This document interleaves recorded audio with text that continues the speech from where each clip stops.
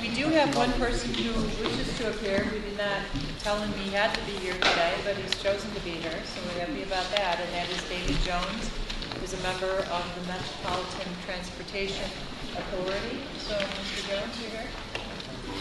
Thank you. Front and center. Hi, David. Pleasure meeting you. Thank you very much. Sure.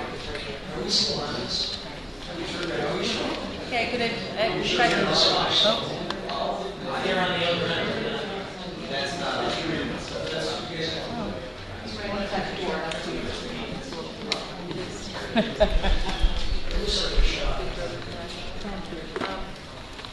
So if I could have everyone's attention, as I said, this is Mr. David Jones. He is Mayor de Blasio's nominee for the Metropolitan Transportation Authority Board. So welcome. If you could tell the committee members a little bit about yourself, it can be the Reader's Digest edition, and then maybe what a few of your goals are as a representative on the MTA. I've been for the last 30 years running something called the Community Service Society of New York. It's one of the oldest charities in the country. We're 172 years old. We were the founder of the Columbia School of Social Work, Hospital of Special Surgery, and we laid the New York State groundwork for Social Security in America. Currently, we are a staff of about 140. We do research on issues of poverty, basically in the city. But we also, for the state of New York, run the ACA, the Navigator and Ombuds program for the entire state. So we have been supervising that for the last 3 or 4 years. In addition, we write policy paper on everything from chronic unemployment to problems of young people making the transition from school to work, and a host of other issues ranging from housing to health and others. What the program many of you may know that we founded is something called Retired Senior Volunteer Program.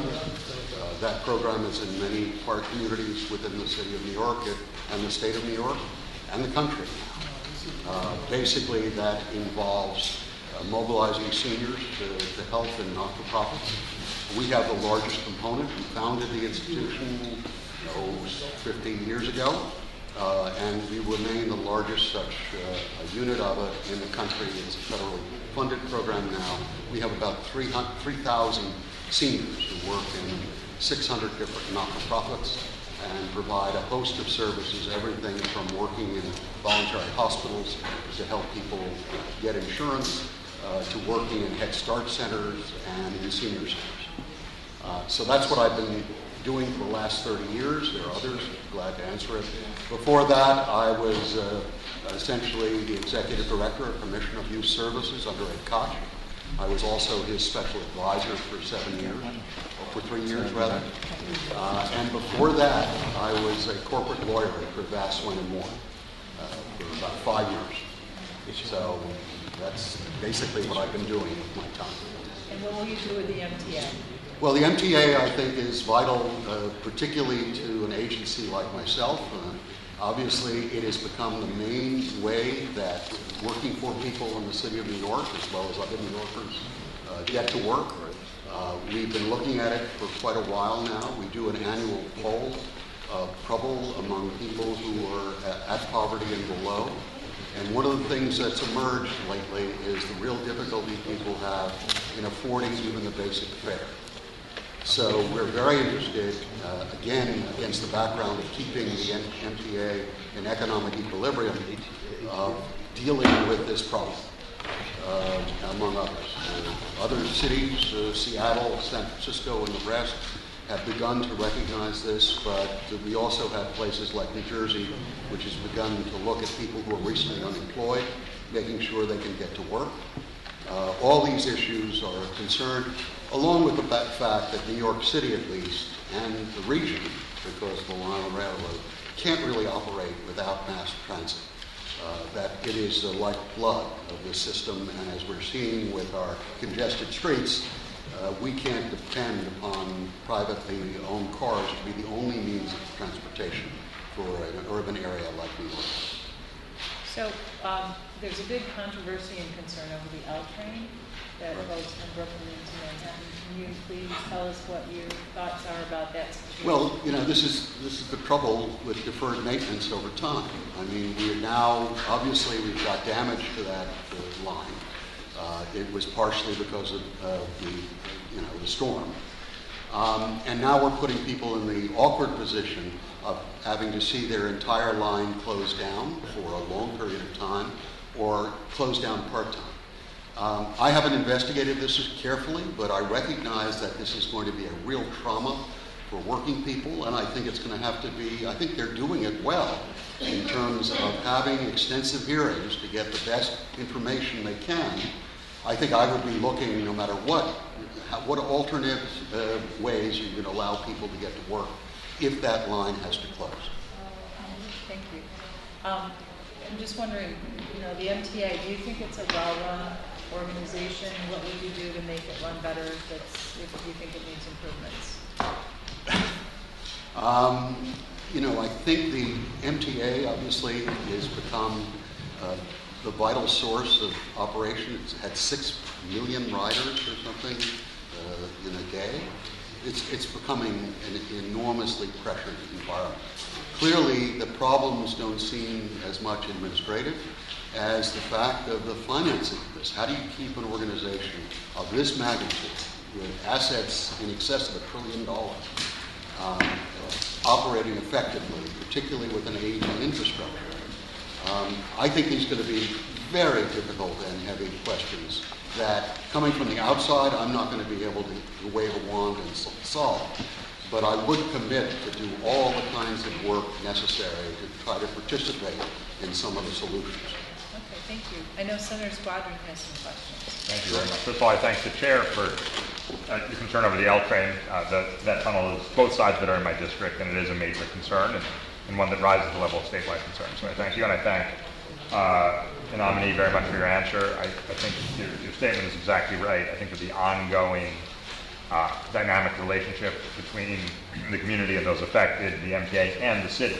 And I would say that as an appointment of the mayors, I think the role of collaboration between the state government, the MTA, and the city government is going to be a major part of mitigating the L train impacts here, and so I look forward to that. But I do want to say that just your nomination by the mayor and your willingness to serve is a great thing for the MTA. I think it shows the nexus between social justice, anti-poverty and affordability efforts, and massive public transit.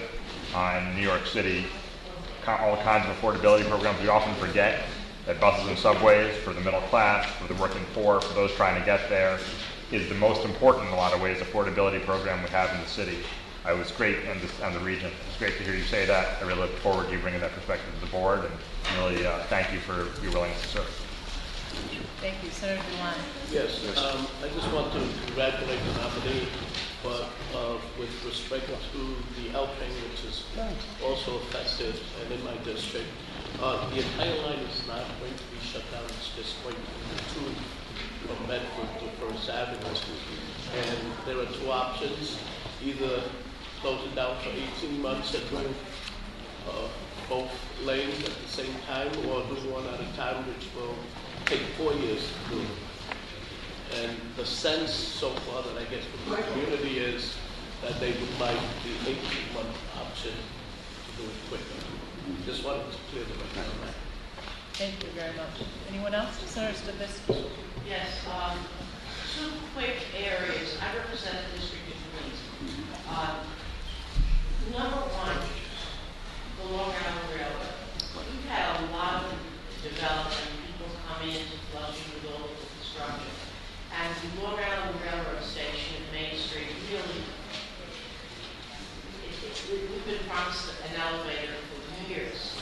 And I would appreciate, again, if you have spoken to your predecessors. Secondly, many of my constituents do not take the subway because there is no subway. The buses. So please don't forget the fact that mass transit is one of encourage as many people as we can to take the bus, that they be maintained, that they have enough buses available, and so on. Thank you. Senator Montgomery. Yes,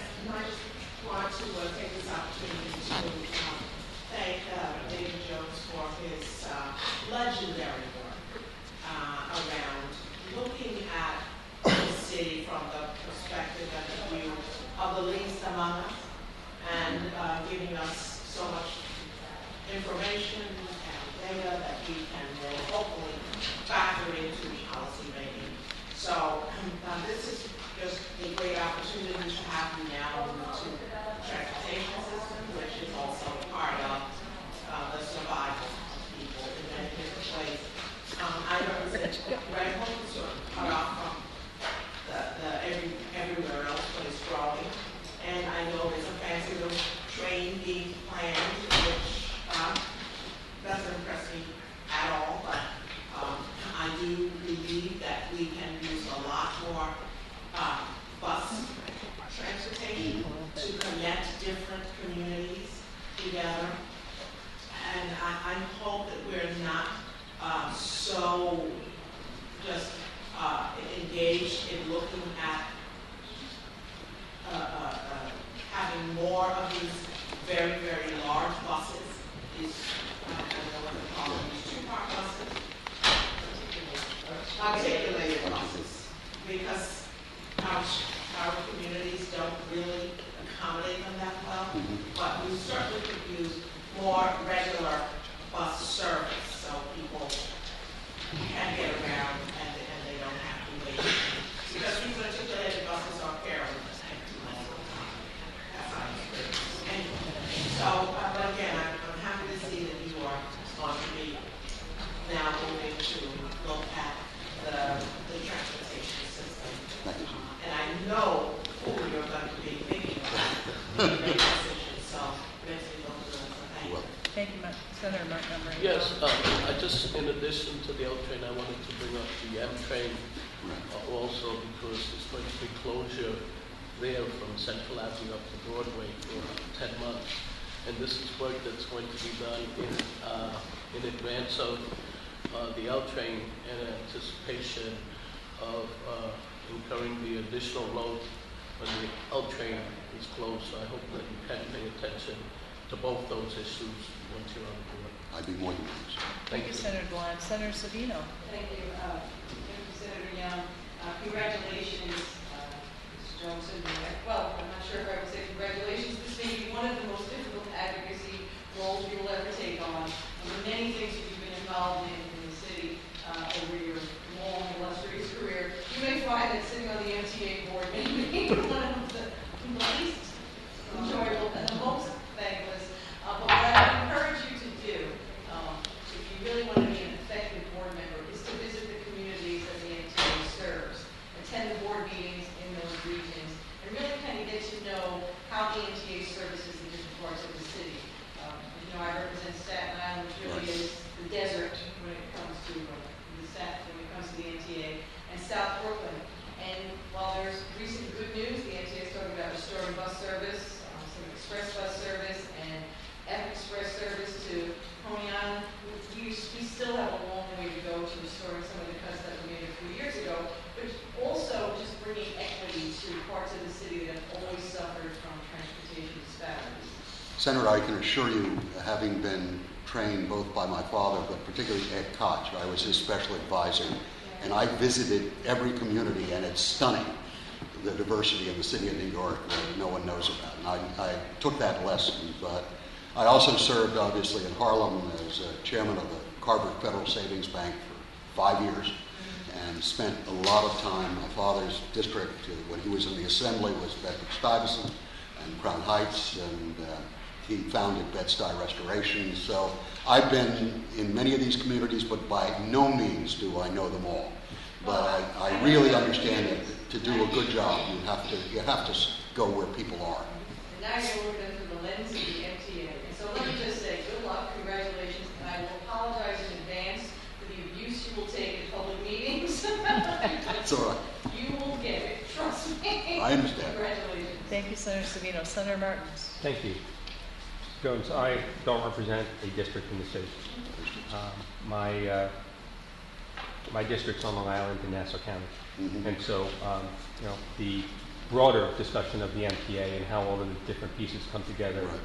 And I think we would all agree that the MTA is an extraordinarily important economic engine, not only for the metropolitan area, but also for the state. But yet, the cost of riding on the train continue to rise, and it becomes less and less affordable. And so the train, as an alternative to taking a car, has actually perhaps tipped the other way, where I actually hear from constituents that they take their car because they can no longer afford to take the train into New York City from the suburbs, which is an extraordinary thing. When we discuss a $1 trillion asset, we also discuss maintenance of that asset and refer to the L train in that respect. But we also discuss many projects and expansion of the asset, notwithstanding the fact that we do have to continue to maintain it. So I'm going to ask you to prioritize for me. Is it more important for us to expand and enhance and build, or to maintain? And I know we'd like to do both, but in a world where we do not have resources to do everything, we do have limited resources. I'd like to get your thoughts on where your priorities are as a member of the MTA. I haven't even sat on the board already. My knee-jerk reaction is basically we have to make sure we have a safe and efficient system that's operational. Some of the complaints I've already heard were people of my own staff who had almost been shoved into the track because of the overcrowding in some of the stations. And that starts to worry me, whether we need some of the systems that are in other cities, both here and abroad, of putting barriers so people can't end up in the track. So I lean this way. Before we do mega projects, I'd like to see a safe system first. I also understand that many communities need more. But I must admit, having my daughter rides the subway all the time, and I hear the stories about, people, because the stations become so jammed that it becomes physically dangerous for people. I'm going to be concerned with that, and that may be just because I have a 30-year-old daughter I am going to go with trying to maintain and improve an existing system before you build. I appreciate the answer very much. I do. Now the commissioner may beat me to hell for this one. We'll trust me. Senator Krueger and I will be standing side by side. Okay. I just pulled my colleague in, but let me just be clear. My district is the closest to New York City. It's the first district on Long Island off the city line. And so I do represent commuter communities where this is an extraordinarily important issue. I hear time and again that the trains are breaking down, that there are delays, that they have difficulty getting into work or getting home. And so, yet I do think that there are people out there who are concerned about legacies and want to have these mega projects built under their tenure, where the legacy that I would hope that you would stress is the legacy of on-time performance and actually value in people's ability to get to work and come on and use mass transit as an alternative and leave their cars at home. Thank you. Thank you, Senator Martin. Anyone else? Senator Krueger. Thank you. Hi, David. Aye. Perhaps follow up on my colleague, Senator Martin's.